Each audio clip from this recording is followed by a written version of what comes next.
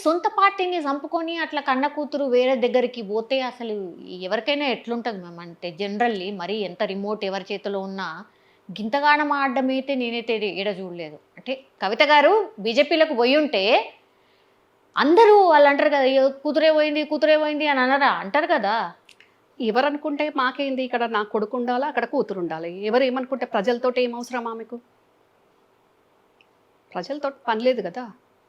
హ్మ్. ఇది మేము పుట్టించిన పార్టీ, మా పార్టీ అనేది ఆమెకుంటది అట్లా.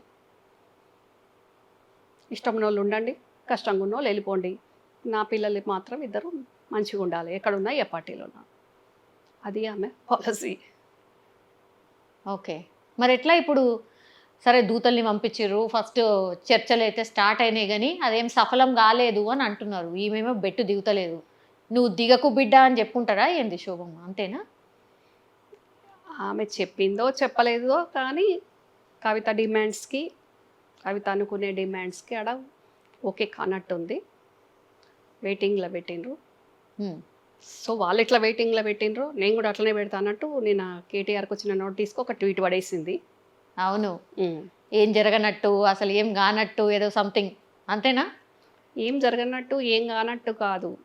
ఆహ్, జరిగిన చర్చల ప్రకారం తొందరపడకు, మాట్లాడదాము అనేసరికి, సరే నేను గూడా గింతవరకే ట్వీట్‌ల వరకే ఉంటా.